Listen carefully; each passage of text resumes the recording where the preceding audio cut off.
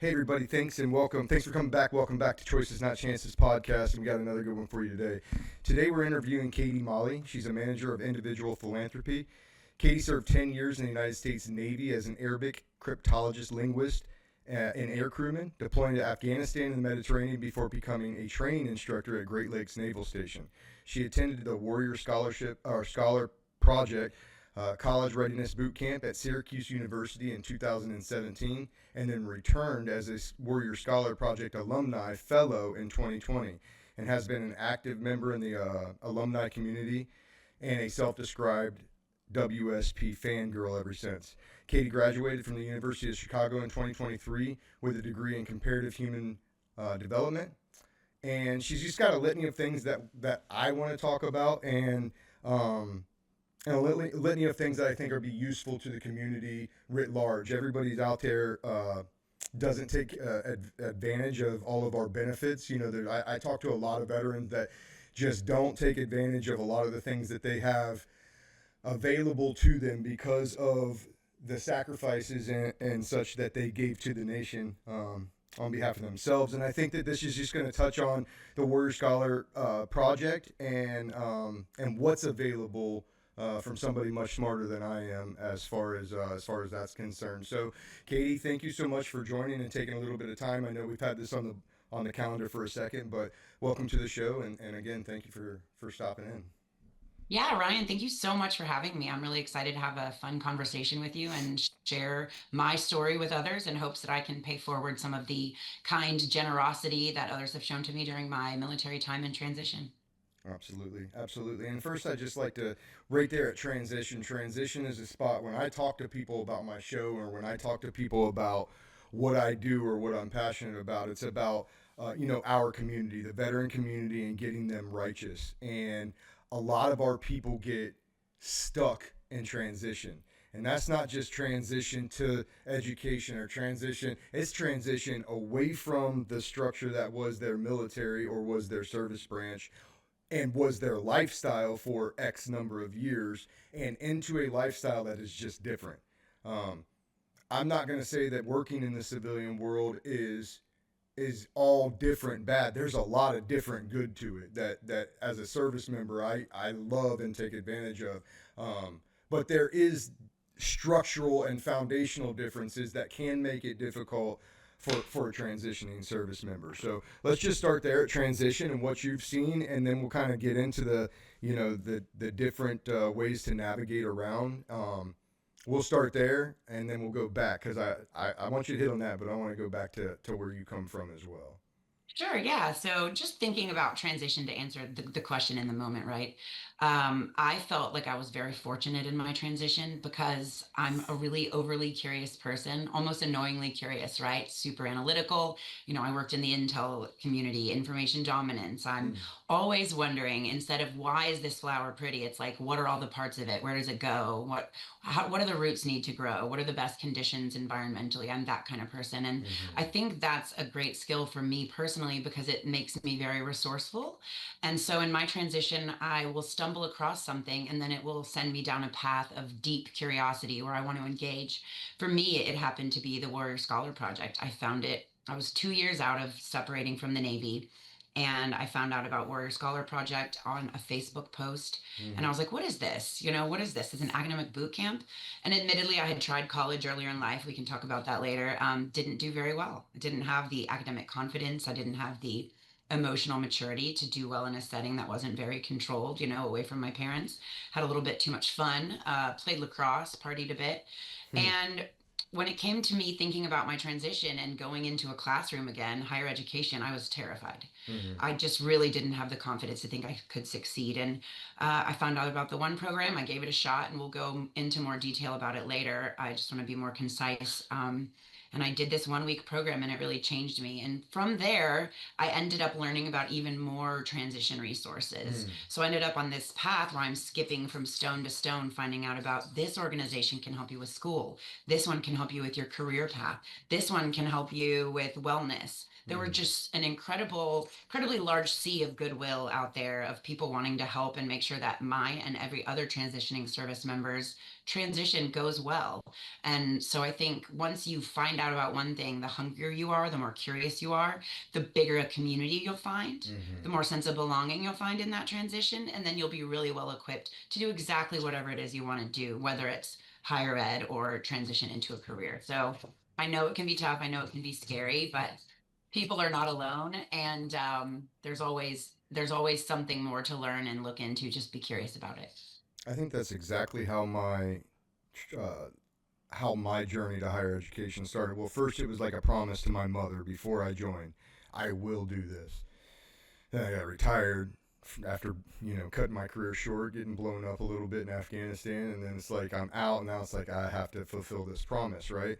And that's how it started. But then the curiosity, like my first year, I went to community college. I needed to get like study habits back and such. But my curiosity of the Yes. things that I didn't know, just trivial things that I didn't know, started just like to put a hook in me. And so I think for a lot of people, it's it's intimidating on the onset. Oh, college, and I've been out, and I don't know what to do. But I really find in the veteran sphere, once they get into it, they get into it. The guy, and you Yes. talked about going to college earlier in life, and we'll go backwards a little bit, but I that resonates with me because I was a 4.0 Dean's List college graduate. Oh, heck yeah. Yeah, there's no way that would have happened prior to the military. Yeah, I yeah. would have I partied. I I made the would. dean's list. Yeah, same, exact You same. I see was a what? Yeah, failure.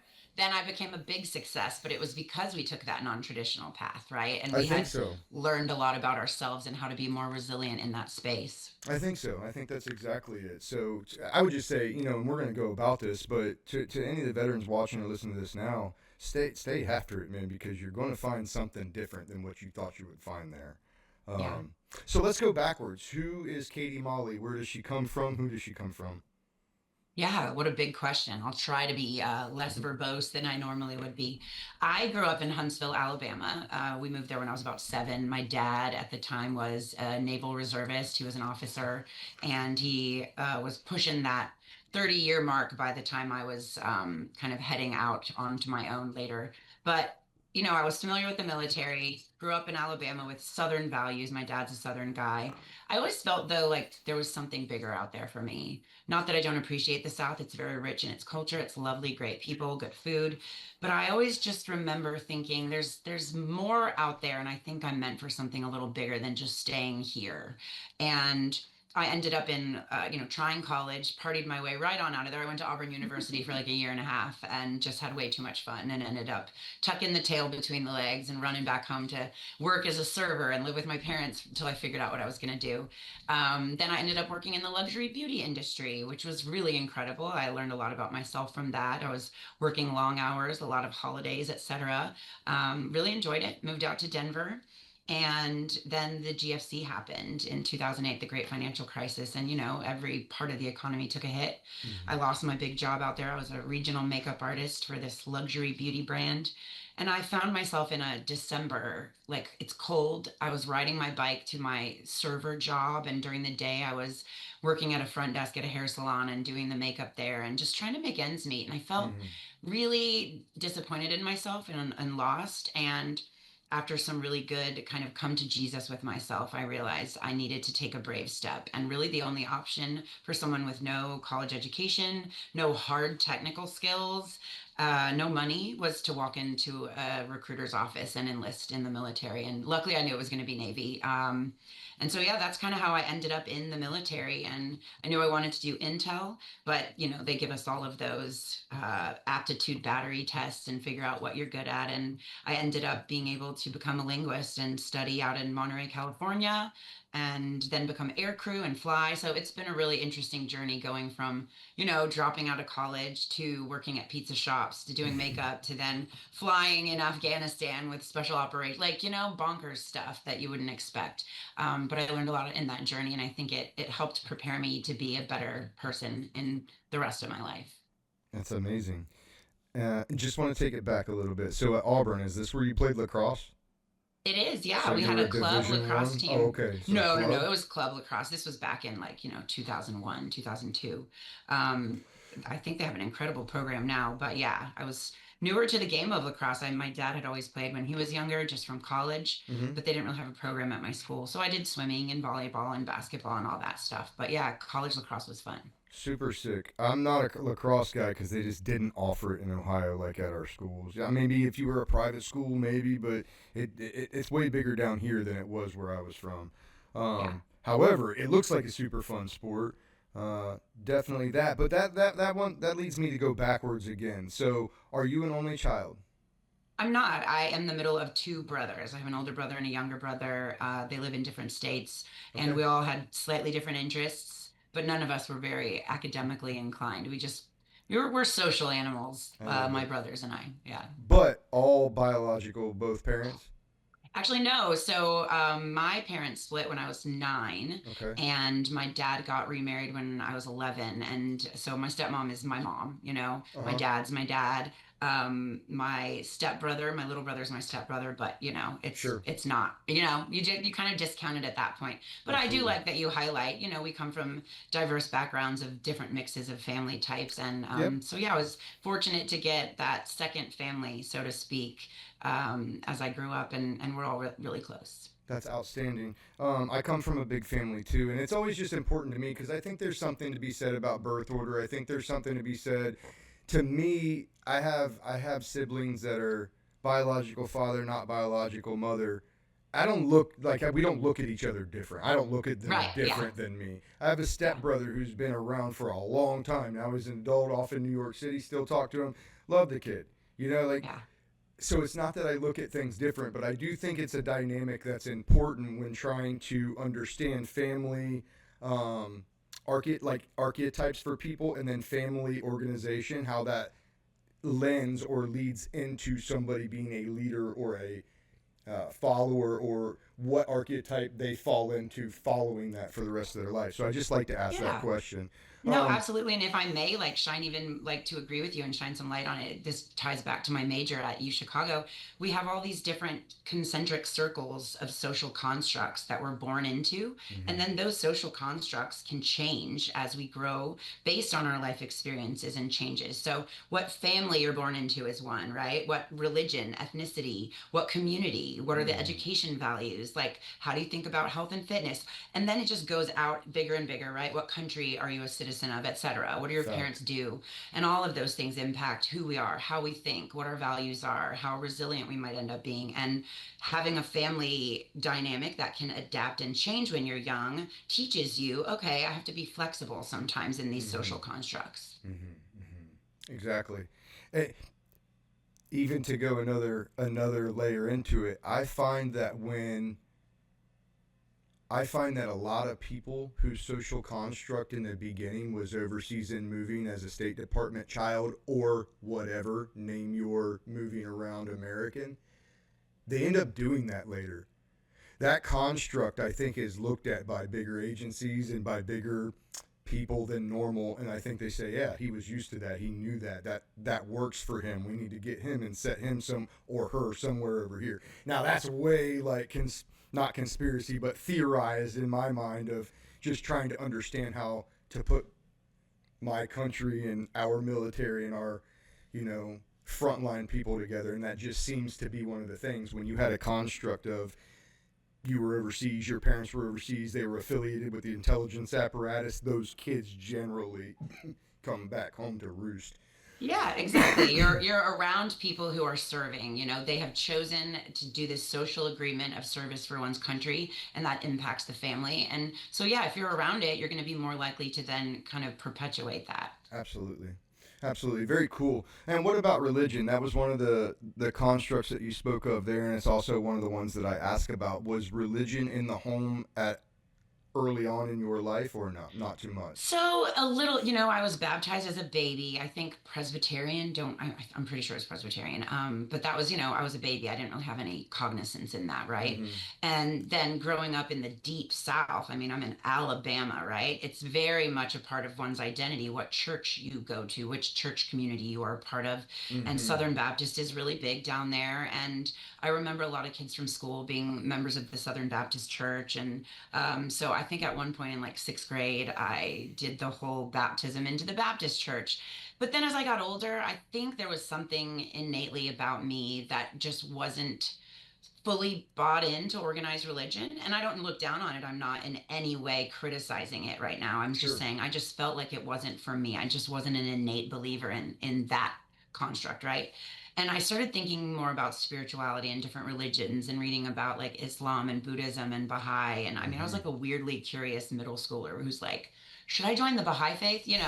And then as I've gotten older, and the life experiences I've had, I think for me, religion and spirituality is more about being a good person, doing good things, paying it forward, being a part of nature, being considerate of the non-human species around us, our larger ecosystem that we populate. I try to just be as mindful as I can to be a good organism within a bunch of organisms, right? Yeah. But I respect everyone's religion, and I'm easily happy to make friends or have a discussion about it with anyone whose views are more solidified or different. I Sure. love that. I think it's important.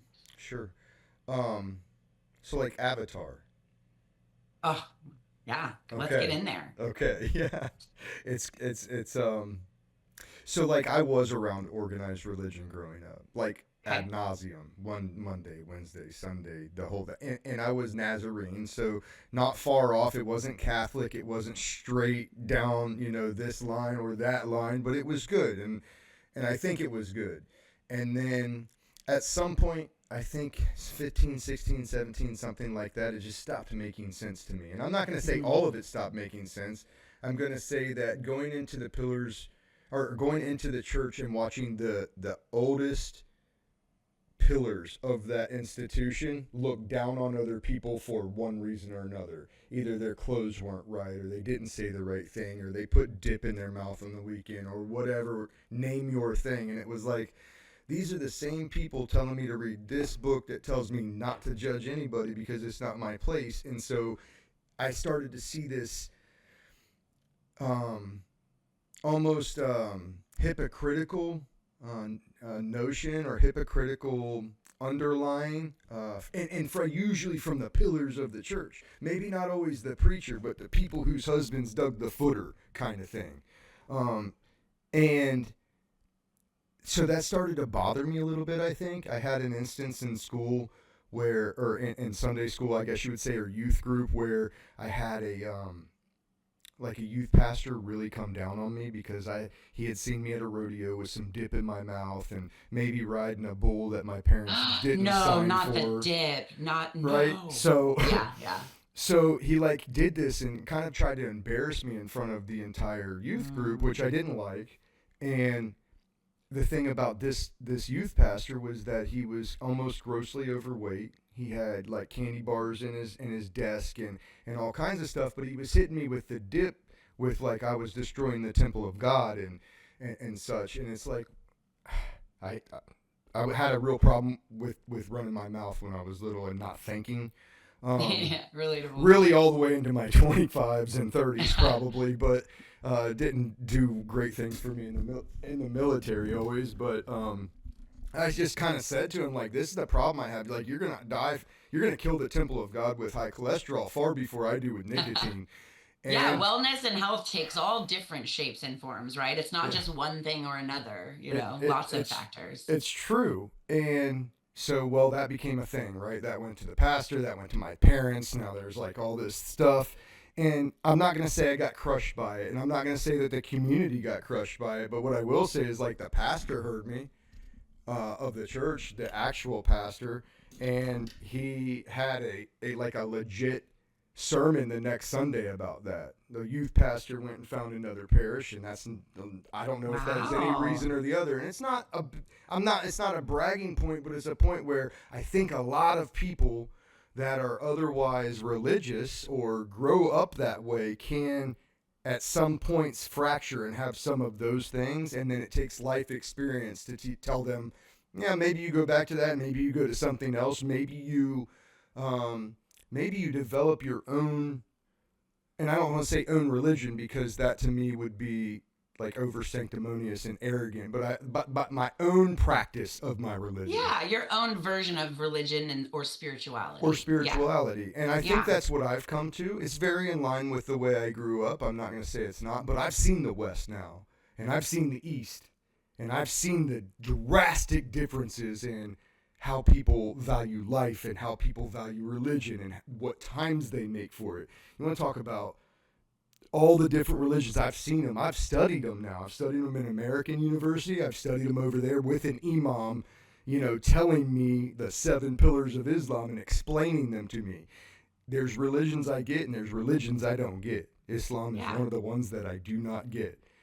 Well, and and not to cut you off, but I think it's awesome that you're having those conversations, right? There's a lot of people who just because something is foreign, it might make them feel uncomfortable, Mm, right? Or it's unfamiliar, it makes them feel uncomfortable. But to at least show curiosity in the otherness out there, I think is a big step to creating more peace with others in general, right? More human connection, less division. So the fact that you're curious about it, even if it's not your chosen religion, right? It's not the path you choose to follow.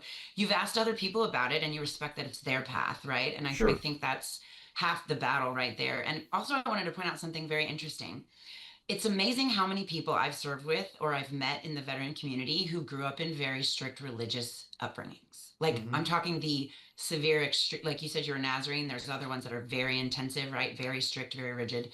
And it's just a fascinating point to me to think of people who end up serving in an organization that's very structured and rigid are often raised in those structured and rigid Mm, homes, but not always, not right? Like you always. also have every other spectrum of human existence in the military. But that is something I found increasingly common the more people I talk to in the veteran community. It does make me wonder and like almost question sometimes how all that comes together. Why is it always the same last names through wars and generations of wars? Why is it? And when you look at like religion in general, you look at Christianity and Islam, um, like we've been crusading against each other for a long time, over and over and over. So long as the stories are true, the Bible, or not the Bible, but post Bible stories and such. Was that all the same families? Is that why we have an affinity to serve? Because we feel as though we're serving a spiritual war? And is that something that we just don't identify? So those questions always come in my head like, ah, gah, gah, gah, gah. Yeah, Well, I think Ryan, you would have really enjoyed the major I did in college. It's a comparative human development is interdisciplinary. It's a combination of sociology, anthropology, and mm, psychology. And these are the kinds of things we ask and read about and talk about. It's like really understanding what makes people people around the world historically. And to answer your question, why do we see a lot of the same last names in the same career fields or in the same types of wars or whatever, right? It's because economics plays a role in that. Like if you are born into a lack of opportunity, you're going to utilize the few opportunities you have. And for mm-hmm, some folks, that might just be the military. Whereas if you're born into, wealth management family, then you're going to have more access to private wealth management and more mm-hmm, money, et cetera. And also religion plays a role in that. What are our religious beliefs? Do we believe in serving and sacrificing our agency for our country? mm-hmm. Or do we not believe in that, right? And then identity, what types of identities are you born into, That's a right? big Like one. religion, gender, sexuality, all these things are different types of identities along with economic status, right? Like Mm-hmm, what are the social norms you grow up in? And all of those things are very much to pass down intergenerationally, right? mm-hmm, And I love that you started out talking about this whole point based on I was raised in X and I've done Y, but my life experiences have brought me to different conclusions. And I think that underlies like the organization I work for is we're encouraging veterans to go do higher education.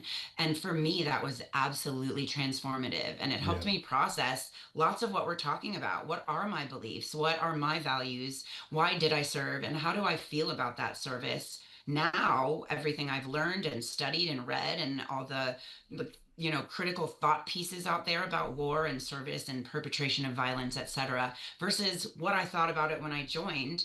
And how often did I think about like Hmm. moral perpetration, right? Like moral right and wrong while I was serving. And there's lots of really long, interesting conversations to be had out there with Yeah. the veterans who have done it and who are interested, and anyone really, like a civilian who's got an interest in like why do people serve or thinks ill of people who serve. I think there's lots of different ways to sort of peel that orange and think about why different people do different things. Yeah, for sure. I know that when I started out my education career, my mic's deciding to go on me here for some reason. But when I started out, like I said, was community college, and then I decided that wasn't enough. I got my associates, and I went on, I got my bachelor's. I planned on getting my master's, but during my bachelor's, I took like some developmental psych classes. I took a lot of what you not your exact career classes that you took, but I took a lot of psych and a lot of sociology classes to try to better understand this things that I didn't understand, and I think it changed me huge. Just one psych class changed me immensely and showed me biases that I didn't know I had towards certain things, and Yes.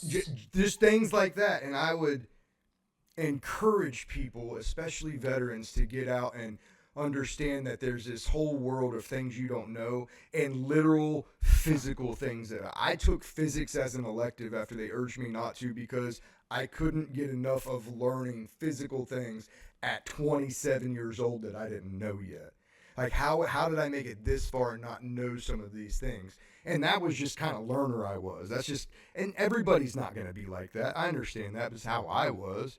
So a program like the one you're talking about, or the one we're going to talk about shortly, would have probably really helped me had I known about it um, prior to. And then I also think that, and we'll talk more about it with your Afghan deployments and stuff here coming up, but war changed the way I looked at like human beings, and war Mhm. showed me that human beings put in precarious situations will do some of the most vile things to each other, Oh yeah, we just know that because from of. what the Stanford experiment, Oh right? yeah, Like absolutely, like yeah, if you absolutely. give people the chance, the opportunity, and it's all about power, right? If you give people the chance, if you give them a little power, a little Yep. authority, A little authority. eventually there will be a likelihood that it will be abused, and then you get groupthink into it, and Yep. then there's the different pressures that go. Like it's really complex, but I do like to also highlight that there are people put in awful situations who go on the other side of the spectrum, Yeah. and they come out of it absolutely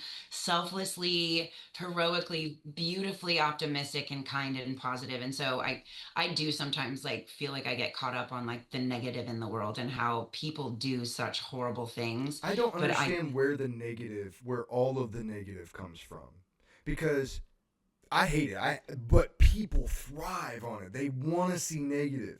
They want to see the cop chase and tase somebody. They want to see the fist fight and video it. They want to see. And I don't.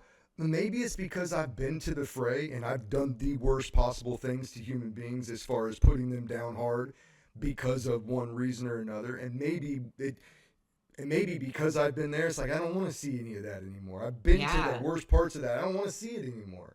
I And but maybe that is the answer. Like you were forced almost by the act of signing up for service and agreeing to get rid of your personal agency and agreeing to pursue the mission and follow the orders. You are forced by that point to have a mirror put up to you and your actions eventually. I A lot think of so, people but ignore the mirror for a while, right? But then maybe. when the dust settles, you're looking at like, okay, this is what I'm doing. How do I actually feel about what I'm doing? And Mm-hmm, why am I mm-hmm. doing it? And like, what are the reasons that led me to being in this moment? Yeah, and I think that like for an infantry grunt marine, I think that most of the answers to that are yeah, we think about it a lot and we want it even. We salivate at the idea that somebody take the chains off of me and let me go do my job to you. Okay, so we think about that. at one level. I think at a higher level, the Marine Corps is good about establishing morals and ethics that we will not cross because our honor will be tainted if we do. Same with the other Yeah. branches of the military. And those things are, there's reasons for them, I know now. Yeah. There's reasons Absolutely. for awarding somebody a Valor device when he did the worst possible thing that you could have wanted him to do. Like, there's reasons. They needed, like, psychological reasons why we would do these things. Oh yeah. And so yeah, and just like, okay, so you got the you got the experiment with the prison guards and the prisoners, Mm-hmm. and then you got the experiment with the electric shock on unknowing Yeah, I people forget that the are. name of that one, but they're I like can't just either. keep shocking them, and it was They lovely shocked them to after death. A on the lot other of side them. of it. Yeah, a lot Yeah. of them would have shocked that person to death simply because somebody had a white lab coat on in a position of authority urging them to continue. And so there is definitely a downfall trait to I don't know, I guess you would say to humans, because it was like on both of those experiments, it was a very high percentage of the people that were flawed to the right. And so we do have that affinity, I guess. And then I think that when you mix that with social media and the lack of repercussion to your actions, I think that it just blowing oxygen into fire, I think is what it does. And people just don't Yeah, have, it's. yeah. I think being given a constant doom scroll feed of other people's negative thoughts and opinions can lead us to stop pushing to be more self-aware. I Mm. think we're doing a lot more externalization, right? Placing blame on the world around us and saying, this happened to me, or I was born into this. And I hate to use the phrase victim mentality. Some people have That's been exactly born what it into like is. a victimhood, right? But I think it's getting excessive, maybe. And by the way, I want to say this is me speaking on behalf of Kaedy, not on behalf of the organization I work for. I think it's important to differentiate that. But All good. but the organization I work for, the Warrior Scholar Project, would actually really support the fact that we're having a rigorous academic discussion right now, and we're using critical thought to try to support it. Agreed. And I got that from education, but I do want to just push that out there. But back to what we were talking about, I think it's really hard for people to hold themselves accountable. And I don't know about you, but and maybe it's that we served and we've done things we didn't want to Mm. do, and we had external forces disciplining us. But I have my whole life, and the rest of it will be dedicated to being as self-aware as possible so that Mm. I can be a good other to the people around me, so that I Mm. can make others feel seen, heard, valued, help change their mind if they're going into something too negative. Like, I just hope to be the impact I want to feel in the Mm. world, and I think the beginning of that is self-awareness. If we're not really looking inside and saying to ourselves, this is what I did in this situation. I have to hold myself accountable, and I need to apologize, and I need to repair, and I need to clarify. If we're not able to do the simple things, even in our relationships with the people around us in our immediate orbit, I mean, we're just going to keep doom scrolling, and it's going to get worse and worse. And people are going to join some major big identity group that they get lost in, that they don't even fully understand. And I mean, we could talk about this for days, but I think conversations like the one we're having right now, where we're just talking about it, right? We're sharing ideas Mm-hmm. and experiences and like possibilities and theories. I think that's a good step, because both of us are sharing moments of inflection, reflection that have made us make a choice, right? Rather than ending up somewhere where we didn't have a choice. Like, we've Yeah. tried it out, and now we're a little bit more judicious in our choices, I think. Yeah, and intentional, right? Judicious and Yes. intentional.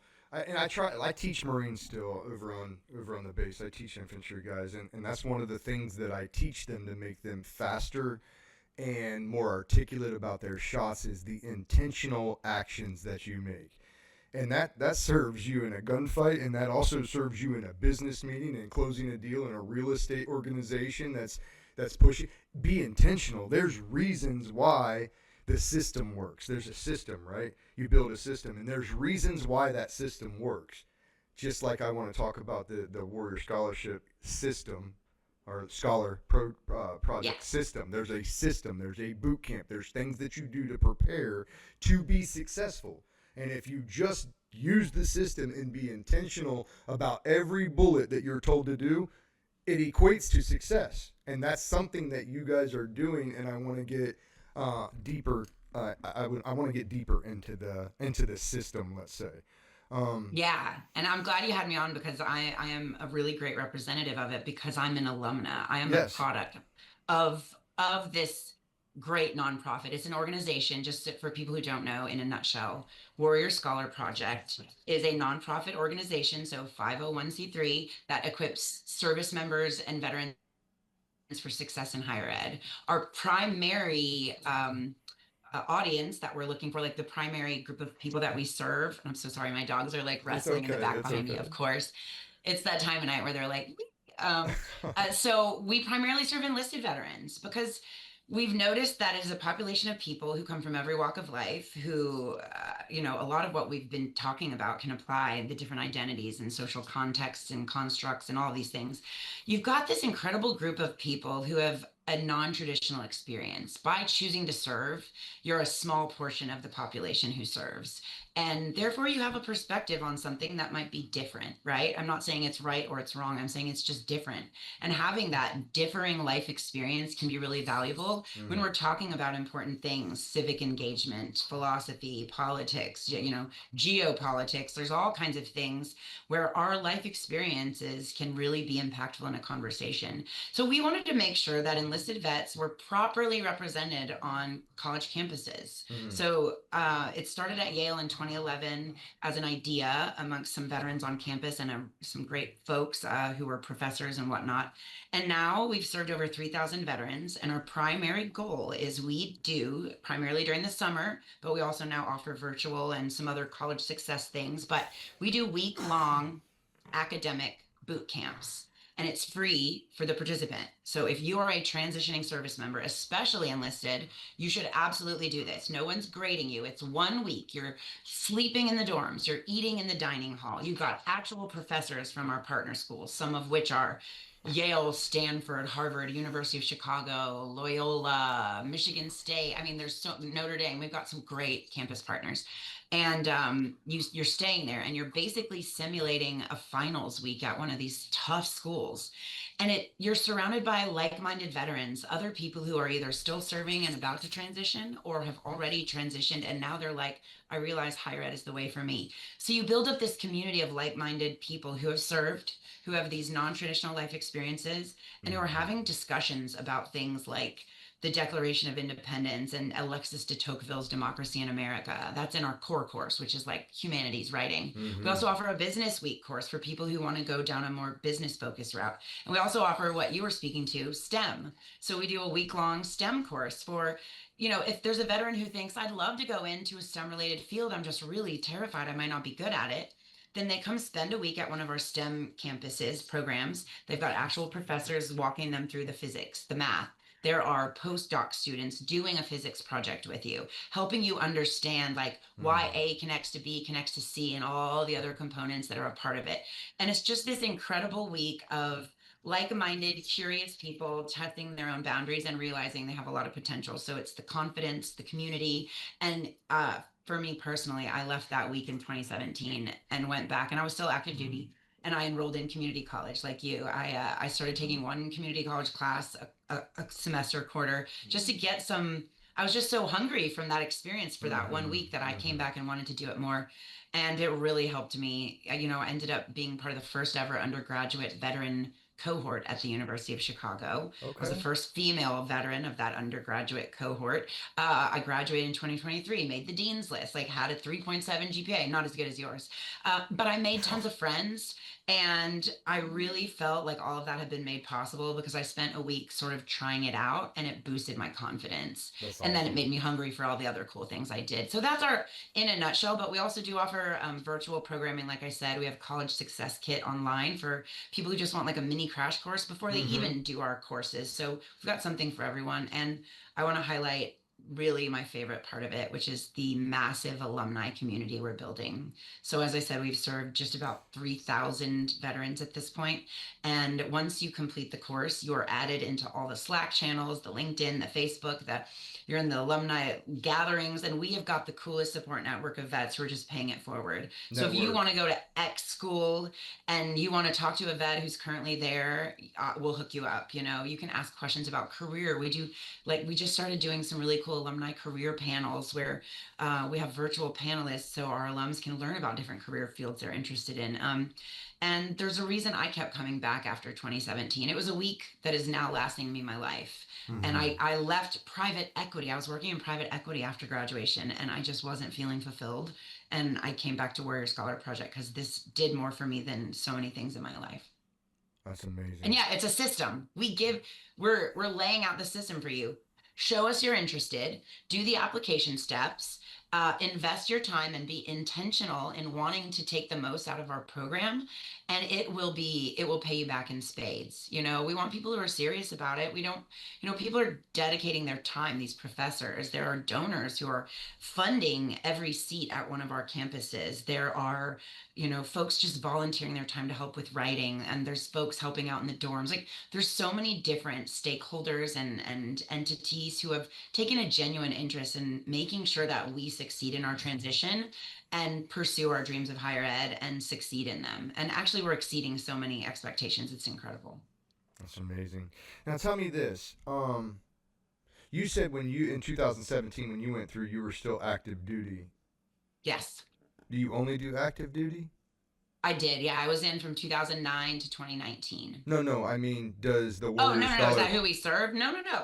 If you have served and I don't get me in the nitty-gritty of like if I think you honorably discharged, but not always. Like if you served, um we want you to apply. You know, if you served in the military and you are now trying to use your GI Bill, or maybe you already used it, but you have voc rehab, or maybe you're trying to find other ways to fund it. You know, we're not going to help you fund it necessarily. Sure. That's not what we do. We're not scholarships, but we'll help you be prepared to go back into school.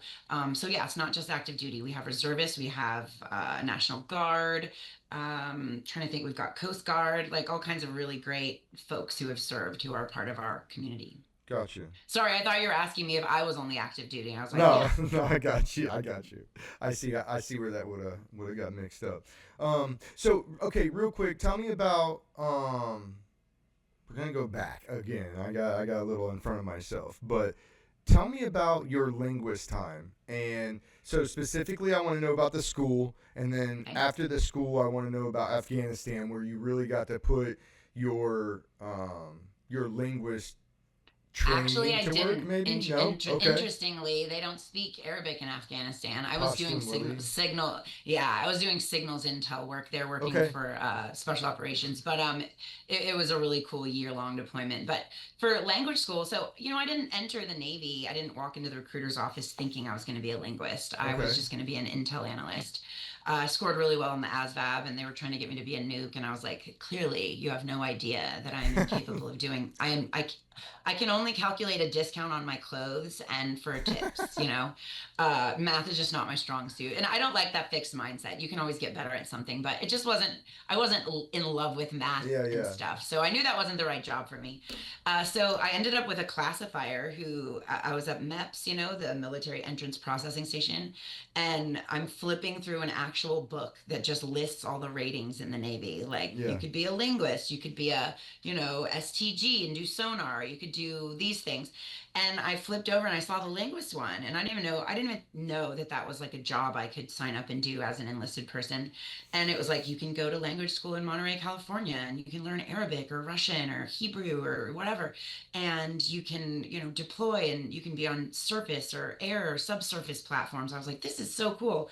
I've always been really good with languages. Like I can do accents really well. And when I did study languages in high school and college, like the first time I tried college, I always did well with language. I was good at picking that up. And so I took the D Lab, the Defense Language Aptitude Battery, where they basically use English, but then flip it all upside down on its head and give you new rules to Yeah. implement and how to use it. And so it's just testing your ability to learn new grammar, structural, linguistic rules and apply them. And I did really well on that too. So I ended up going to boot camp not knowing what my language was going to be. And Hmm. at boot camp, I was in a room with like 8 other soon to be linguists, right? It was like the 8 people of our 2 divisions that were going to be going to language school. And they have a person there who's like assigning the languages based on scores and all that and the needs of the Navy, right? Okay. So 7 people went before me in that room. And I think every one of them, except like one or two, picked Russian. And I'd originally thought, ooh, Russian would be cool, right? Like that would be Mm-hmm. neat.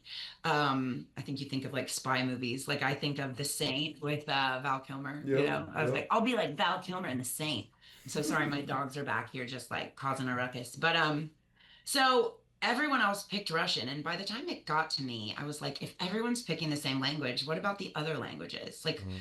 what kinds of opportunities are there? So I asked the person, that I don't detailer, I guess, if I didn't have a choice based on what you need and based on my language scores, what would you give me? Like if I didn't Mm. have a choice, and they said Arabic, and I said, okay, fine, then I'll take Arabic. And that choice, that one little weird moment of giving up, saying I'll try something I'm a little bit more hesitant, but if that's what they need, I'll try it. Sure. Ended up being the coolest thing, and I had the coolest Yeah. career because of it. So I go to the Defense Language Institute. I spend, a year and a half there learning Arabic all day, every day. All my teachers were from different countries in the Middle East, all native speakers. I mean, I Yeah. had teachers from like Saudi Arabia,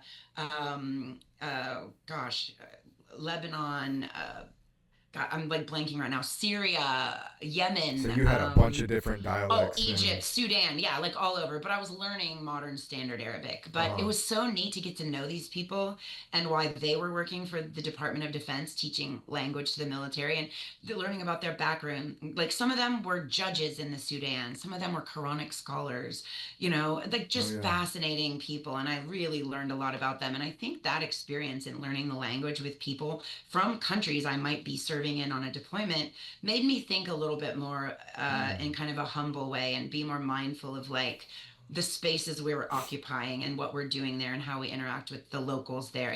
Just it made me at least more mindful of it. Yeah. But it was a really neat experience. It was brutal. They say it's like drinking from a fire hose. It is brutal. I'm not going to I'm lie. There's a sure. high attrition rate, but you just go to study hall, you do all your homework, you push forward, you keep doing it all. And being in Monterey is pretty sick. I'm not going to lie. Like I got to go snowboarding up in like Big Bear. I got to Yeah. go to Lake Tahoe. I got to Yes. go. I mean, I did so many cool things. We would go camping in Big Sur. We would go hiking. We did awesome stuff. San Fran. Like I remember hanging out with dudes on squid boats, like in Moss Landing. Like it was just the coolest experience to be there for a year and a half in Central California, just like doing cool stuff and learning something very intensive. I was probably in Absolutely. the best shape of my life running around the hills of Monterey. So good times, hard school, learned a lot. Yeah, yeah, yeah. I was gonna say I bet the attrition rate rocks on that school too. Um, no, mainly what I was meaning, not so much dialect like different language, but one of the things I learned over, going there and having friends there and then having like interpreters from there, terps from there was, people from a certain part of Afghanistan might have more of a like that Yeah. more throaty sound, maybe like the Tajik and the Iranian, they might have a little more of that, whereas more of the Afghani or Southern, let's say Helmand, they're not going to have that. They're going to be a little bit more crisp. And so if you had people from Syria and Saudi and Afghan and different places, then you're probably hearing a little bit of all of that, I would imagine, from your Yeah, so instructor. because at like what the language they speak in Afghanistan, I think are what Dari and Pashtun mostly, Yep. and I think there's some tribal dialects, right, as well. Um, but those are actually quite different from Arabic. Arabic's Mm-hmm. probably closest to Persian Farsi, which is what they Yep. speak in Iran. But I think there's definitely dialectic differences between North and South in Afghanistan. And like, obviously, everywhere you go, whatever language you speak locally is Sure. going to have nuance based on the region, Slang. all of it. Yeah. And then Yeah. like you've got religious groups that have different phrases for things. There's so much that goes into language. It's truly fascinating. It's too deep for my brain to get. I bet But people would say that about here too. You take them from New York to Boston to oh yeah. Alabama to Kentucky, to Cali. They'd be like, these people, they have all kind of different languages within their Yeah. language. I always think of like a Bostonian speaking with someone from like deep south. I'm like, Yes. that would be that's like me going to Scotland and they're like, "Would you like my and you're like, I'm sure you said something, but I'm not 100% sure what it was. So I Yeah. always imagine it's probably similar if it's like, Boston and like the deep south. What are y'all doing? Yeah, yeah. It's always fun. No, language is interesting, and I didn't know that was going to be my journey, and I just felt really grateful to be able to have it. And So then I then was you able to go go, aircrew. okay, so explain air crew. Yeah, so linguists are able to serve on lots of different platforms. Some people work with the NSA, some people are on subs, some are airborne platforms, and some are just, duty stations around shore duty, wherever, and you've got surface guys. So you can do a little bit of everything, and I knew I wanted aircrew, so I worked really hard at school to get one of the coveted aircrew billets, and luckily I did it. I volunteered a lot, I did a lot of stuff, and I pushed hard. And like I said, I used to be in good shape. I wish that were still the Yeah, case. me too. Trying to get it back. I'm getting it back. But it was really cool. I found out when I graduated, I got the aircrew billet and I got to go on a 6-month aircrew training pipeline, which is, you go to Naval Aircrew Candidate School, NACIS, down in Pensacola. I went to a couple different SEER schools because of Okay. the nature of my clearance and all that. So I got to do like an advanced SEER up in Spokane, Washington. That was cool. Okay. And I did this level out in San Diego. And then before I went to Afghanistan, I did an urban evasion SEER, which was wildly different. But those were all like whoever expects who was a makeup artist who joins the Navy and thinks they're going to end up going to like all these SEER schools. Like that's a terrifying thing, and it's interesting. And like I got through them, and now I look back on it as really valuable, right? But never would have guessed it.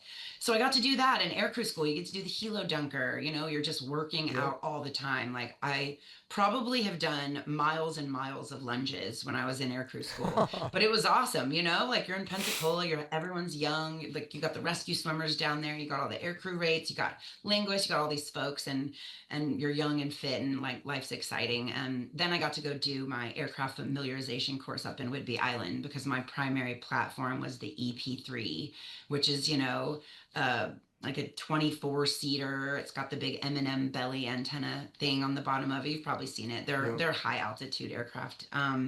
But yeah, it was really cool. I got to learn every little aileron and flap and chips light and circuit breaker on that whole aircraft. Like another thing I thought I would never Now, do. what would be your job? Yeah, so there's another technical training we go to. It's like the advanced cryptologic program. I forget, it's been a long time. But Uh-huh. I did that down in Augusta, Georgia, and that is where we do our crypto training. So that's all the stuff that I can't really go too Sure, in depth sure. about, but we're training using a lot of like communications equipment type stuff, right? Hmm. Different kinds of equipment, technologies, etc.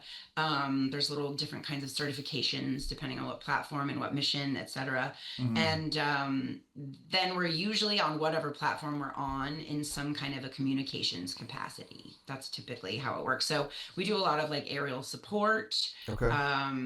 There's obviously a lot of like reporting that we do, that kind of stuff. Okay. And so, take me through a deployment. Your deployment to Afghanistan, let's say. So you're working air crew there. So yeah, I was augmented for Afghanistan. So I augmented for Special Operations Command and went out there and was flying on smaller birds, which was interesting. And I wasn't doing language; I was doing just like some cool signals intel stuff. And yeah, we were flying around on little MC-12s, like B-350 King Airs. Hmm. And yeah, a different kind of certification on a different kind of technology, and flying with guys who have been various types of military roles and pilots, some contractors, some of this and that. So Sure. pretty neat experience. And then you're meeting all the other forces out there, living in a tent, going to the flight line in rickety old Toyota trucks, like making friends with the guards from different countries and the other NATO forces and like the Kystjeger Commando in from Norway. I don't know. It was just a really cool experience to be out Norwegians there. are And always fun. oh, they're wild. Yeah. They're My first encounter Norwegian with strong. the Norwegian Special Forces guys are bonkers, but they're a Yeah. lot of fun. I mean, you meet all kinds of neat folks out there, like, the F-16 Dutch pilots and their crew, and like just all kinds of neat people are serving. So yeah, I mean, I really enjoyed being out there. It was tough.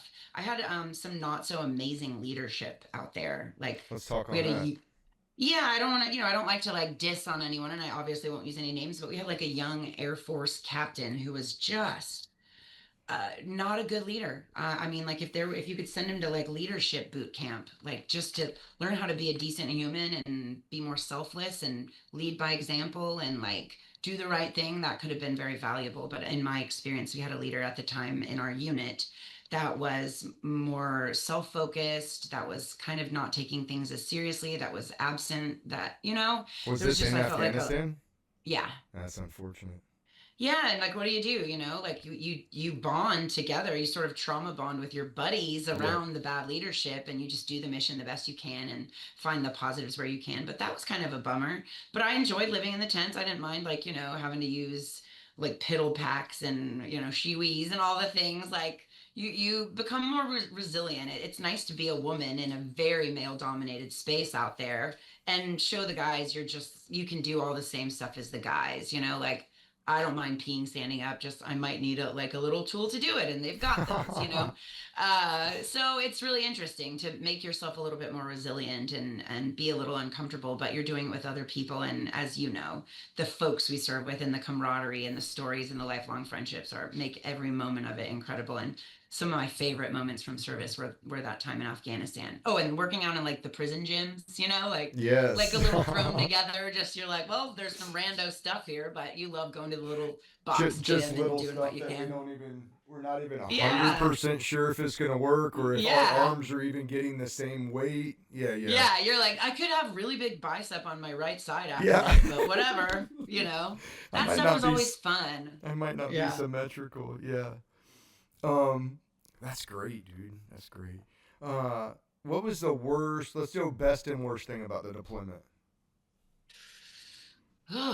Well, the worst thing I think was just having a detrimental, like, bad leader, like someone who really had potential to step up and be great, but just wasn't. Like we talked about before, they lacked self-awareness. Yeah. They just weren't aware of what they were doing and how it was impacting others. And it was really a morale issue at that detachment. You said best part was just the team and that team aspect to it. Yeah, and honestly, if I have to get more like specific, there's little moments. I remember being on these very small aircrafts at all hours of the night, right? We had a constantly shifting flight schedule. But I remember sometimes it would be like sunrise, right? Sunrise over the mountains of Afghanistan, and we'd be wrapping up a mission, return to base and these fiery, gorgeous, insane sunsets. And I just remember sometimes like how interesting it felt to Mm. be in my flight suit, right, with my like Dave Clark's on, doing my little signals thing. I'm on this aircraft with like three dudes I barely know, but because they're usually not part of my unit. We're like flying with them. They're the pilot crew and stuff. Sure. And then like I just remember the stark contrast of like seeing the most beautiful sunrises of my life, but I'm literally in a combat capacity, right? Like I'm doing combat flight hours and I'm, I doing a do very know. important job and I wish I could say more about it, but the job I didn't take it lightly. Sure. And there was definitely questions about like moral impact, right? But Mm-hmm. I just thought that was a fascinating moment. I think of it as fondly because it's nice to be aware, right? To not just be like a robot who's doing my job and being like, what a pretty sunset. It was like, luckily, I had this sort of intellectual curiosity to kind of contrast the Mm. moment I found myself in with the context of why I was in the moment. And that was kind of just a really neat, interesting That's thing for no, me. that's really. I'm glad you said that. It's really good. I don't think enough of us did that. I know that in my book I write about some of those moments that kind of shocked me or took me back for a minute. And one of Yeah. them was Invasion Night. I did Marja in 2010. I was a squad leader, and Ugh, as we were going in, we had the mountains off to the right, and then we had black, Marja to be into the left. And I remember going off, and we're, in the birds, and there's birds all around. There was 100 birds on the flight line. I mean, there was oh, yeah. tons of Just birds. everywhere. They Yeah. were everywhere, and I remember, I'm going to be the first or second guy off of the ramp when we land, so I'm right on the door, just looking at the mountains go back, and I remember thinking it was such a clear night, and the loom, the ambient light was just bright. You could see everything. And I just remember seeing those mountains and looking down and seeing like the little huts and the little courtyards and thinking, at another place in time, this would be a beautiful fucking country. It would Yes. be beautiful, and there'd be ski resorts up on those mountains, and there'd be beautiful construction and beautiful cities here. And because it's this time right now, I'm going here to kill people. Yeah. And It's, that's just it's a weird, yeah, it's a weird thought dynamic. yeah. Um, it's kind of a fascinating thing to snap in your mind, like a picture that instead Sure. of looking back on the picture and being just super warm, there's like a moment of warmth of like the beauty, and then there's a moment of like, oh, like a tightness in your chest, almost an Reality. unease. Yeah, where you're like, oh wait, but this is a double-headed coin, right? Yeah, fascinating. Tell me this. I really want to know. And you're doing signals intel. Did you have actionable or create intelligence products that were actionable enough for you to see or hear about final results on the back end of it? Yes, but not as much as I would have liked. Okay. Yeah. I did. This is something I've thought about a lot is the siloing of different roles in the chain of operation. Because, like, I'm trying to make sure I'm not like recording myself saying something that Well, I don't do swore I that. would never say, So I'm trying to be like mindful and using the most vague language possible. But, like, you have this person whose job it is to go find a target, right? And I'm just going to say a target. We don't need to say what that means, Sure. right? And then in between that person, you've got other people who are going to then go out and physically go do X and Y. And then after they do that, then someone else is going to do another part of it. And I did not always get to know what happened once it left Sure. my tier in the ecosystem, Yeah. right? Yeah. And I often think about that. And I know there are reasons for that siloing, but I also think sometimes it creates, I don't know, this is a complicated thing for Like, what me. the fuck Like, am I doing? I never yes, know and what the like fuck I'm how, doing.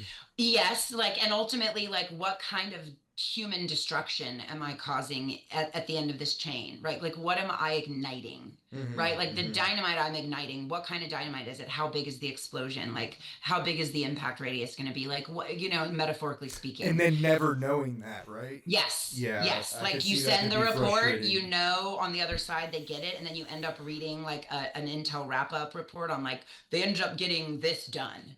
And you're like, wow, okay, but you don't know the details of it. You don't know what else happened. You just know that this one thing you were a part of was done.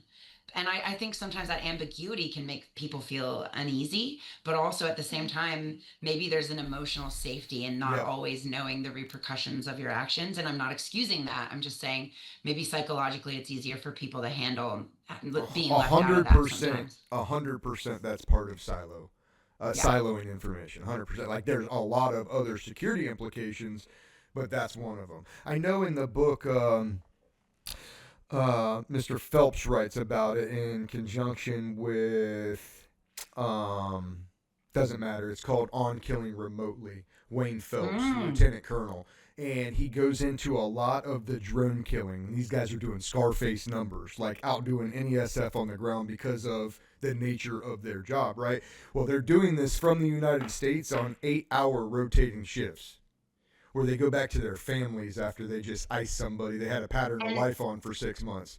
oh my God, Ryan, I read like some academic articles in a class at U Chicago. The class was called Trauma, Vulnerability, and the Martial Body about the embodiment of war. And I was the only Mm. veteran, and it was a seminar class. It was life changing. But we read some text, academic text about the drone strikes. And they pointed out things like these guys you're talking about who are just back home in America having dinner with their family. They're thinking of drone warfare almost like a video game, right? Like Yeah. take that effer out and like, yeah, 10 points. Like, Well, what they but part of that is to detach themselves yeah, from the reality of what they're doing. It's like a self-preservation thing, right? I think so, and I think that what you'll find, at least in the research that Wayne did and that I followed up on, was that the guys who are like, "Fuck that dude, yeah, ha ha," those guys seen action on the ground in country with their boots on the sand. The guys who hadn't, it fucks them up. They can't Oh, go home see, to their families. They're all that's fucked up. interesting. Well, That's think about it, fascinating. right? So think about this. Your cognitive distance to war and your relative or your in reality distance to war has always been different. Meaning, if I stab you, that's as close as I'm gonna get. I'm Right. penetrating you with something hard and metal like that. There's It's things a about that. tangible reality of the violence. Yeah. If I'm close enough to shoot you and put your blood on the wall behind you, that's close, man, and you're not getting away from that. You're right there. Um, moving out, you got mortars and then artillery and then planes, and your relative distance to that war continues to grow. And what you found back in the studies back in the day, like on Killing, the book on Killing, is that as that space and that cognitive distance grows further and further, there was less psychiatric damage. Yeah. Yeah. So what is it if you're in the Pentagon floor in some place in Arizona flying a UAV, and you have a 4K television that you can zoom in and watch his kids pick his body up, put him in a wheelbarrow after you kill him? What is it when you did a pattern of life on this one target for 6 or 7 straight months and the rotating shift got to kill him? Those guys lose it. They lose it because they didn't get to kill him.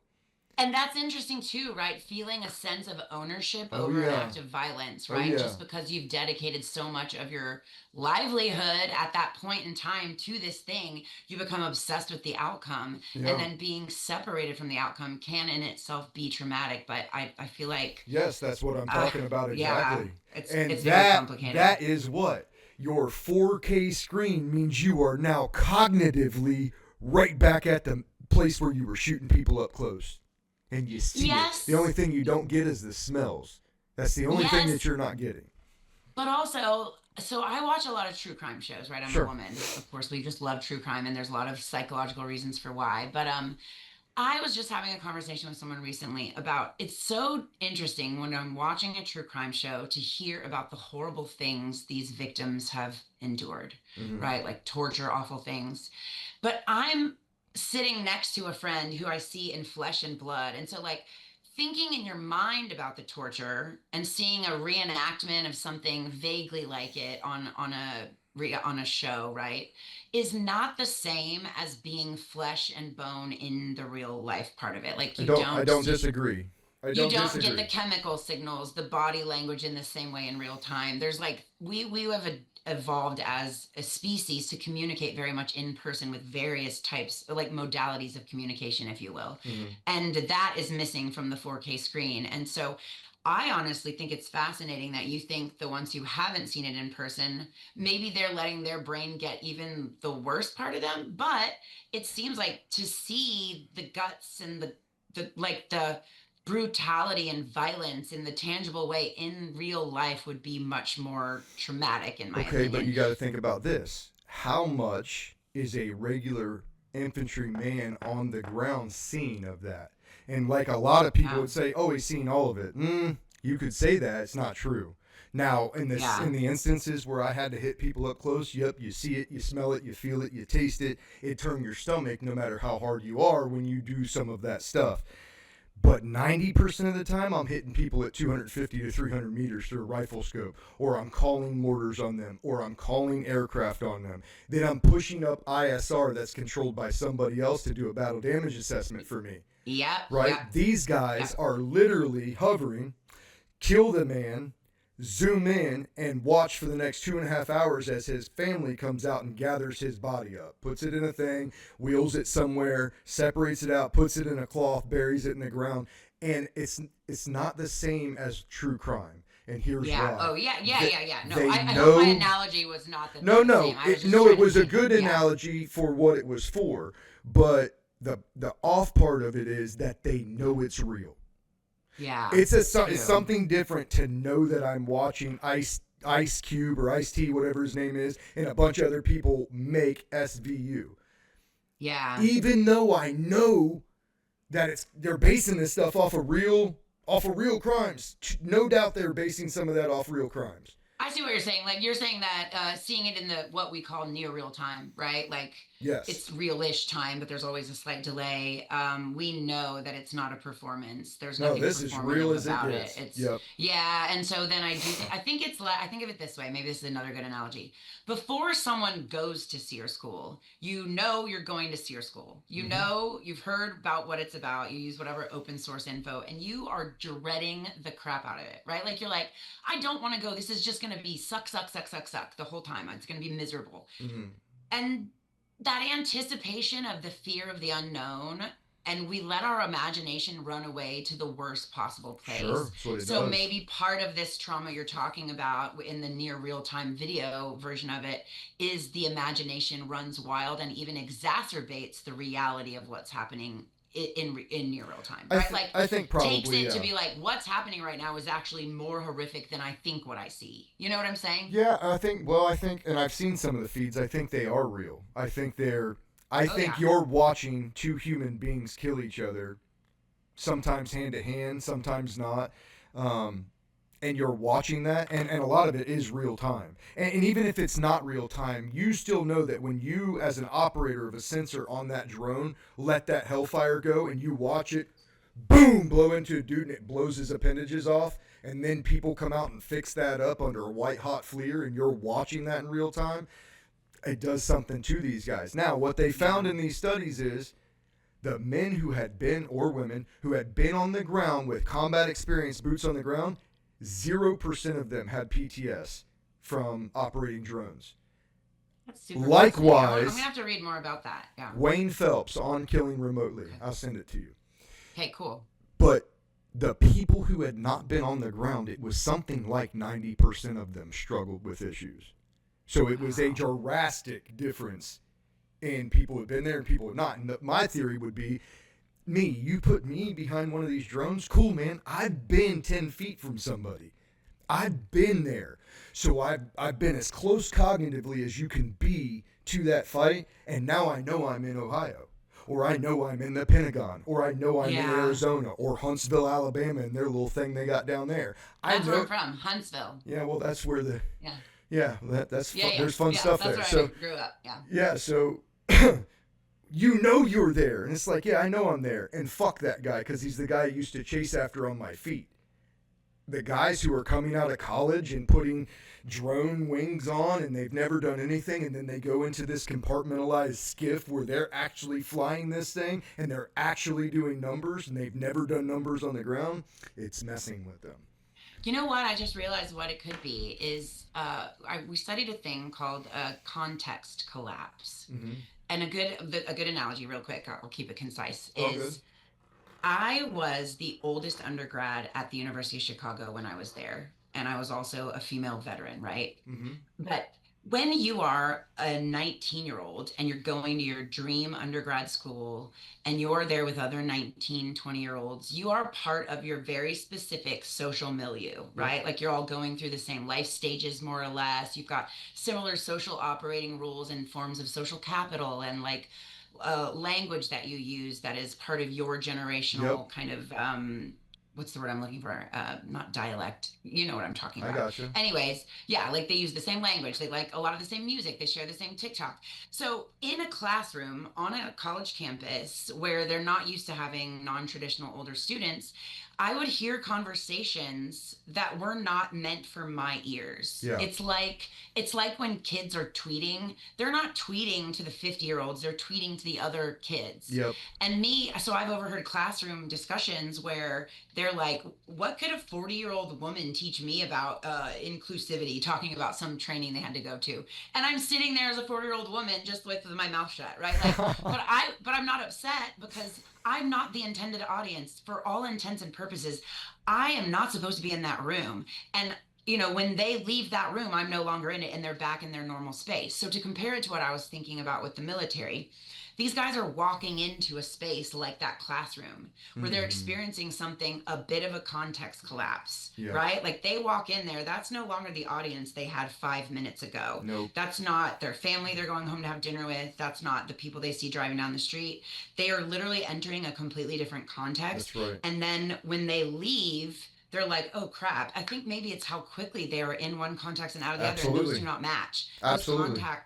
Those are just so starkly different that maybe it's just hard for someone to process that, like, the environment I was just in was very much cerebral and digital, but now I'm in the real one and it's weird because I still just did that, And It's you're like stuck Tron. there, I'm sure. I mean, could you Yeah. imagine your pattern of life in this guy, and things are opening up, and all of a sudden you're seeing some intel that maybe he's about to leave, and you're going to have an open shot potentially, and your 8 hours is up, and the other guy's coming in and ripping into the seat and taking over controls, and you're like, and then the next 2 hours you're probably coming down from that buzz but you're at dinner and you got kids wanting dad to throw football and whatever the case. I think that that's just, it's almost like it needs to be a deployment in and of itself. Like, hey, you're here for the next 4.5 weeks, and for 4.5 weeks you're running this plane or this whatever it's called.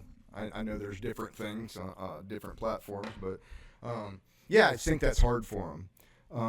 Super. That's all very, like, really fascinating, honestly. I could talk to you for hours about this stuff. I could probably send you some cool text too. I think we'll just stay in touch and continue to send things out, because we're only going to get better and better at it as we do it. My mic is like completely shot. There we go. So let's move on. I love that. I love everything that we just talked about. It was really good conversation. But I want to come back to now to work and to Warrior Scholar Project. And if you wanted to give me, because I want to close up here, but I want to do it in a memorable way. So I want you to give kind of like your best pitch, but I want your audience to be, I have a lot of service members, Marines specifically, but there's a lot of different ones as well. But I have a lot of them that follow this show and they watch this stuff.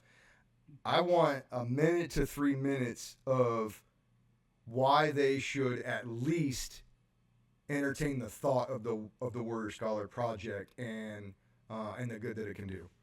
Yeah, I love that opportunity. Thank you. I'm a massive Blackhawks fan, so I love hockey. I'm like a hockey psychopath. I live a few blocks from the United Center. I go to as many hockey games as possible. And, the great Wayne Gretzky said, you miss 100% of the shots you don't take. And I know this is like the most cliche saying, and then it got taken by Michael Scott in The Office, etc. But if you really think about that, you miss 100% of the shots you don't take. And Warrior Scholar Project is giving you a free shot to just go try, just to see if you can do it. The only person testing you if you come to one of our boot camps is you. It's just how much are you willing to put in and learn and collaborate in the classroom and ask yourself tough questions. Like, how much of the work are you willing to do to see if you can use your GI Bill in the most beneficial way for you? Or, it's not even about the GI Bill, but that's a big reason why. It's like, why not? You have free money for school. Then there's also scholarships, etc. We're offering you a tool that's free to you. You just get there. And that week is changing so many lives. I'm telling you, it changed me firsthand. I could tell you vividly moments from it. We have our academic bootcamp applications open right now. So anybody who even thinks that they want to go try out higher ed after service or while they're transitioning, etc., just give this 1 week program a shot. It's 1 week of your life, and you've got literally nothing to lose from it. You can only gain. There's no grades. No one's testing you. There's nothing like that. It's truly just a space for you to take that shot. And you'll miss 100% of the ones you don't take. On top of that, you're going to be joining a lifelong community of alums who are incredible veterans. I'm talking, we've got all kinds of veterans from every type of community. We've got soft guys, we've got linguist nerds like myself, we've got lots of Marines, like coasties, like so many incredible folks of all ages, all, combat campaigns, all different generations. And you're joining a community of people who will support you in your journey forever. Not just higher ed. We do career stuff. We do just staying connected. We do social gatherings. It is massive and it's free to you. So it's a free chance for you to take your dream shot, and like maybe you'll surprise yourself, but I can guarantee you'll come out of it with some friends, some confidence, and at least a fire lit under your butt to push yourself harder to get whatever it is you want. Even if you decide that's not higher ed, that's also valuable.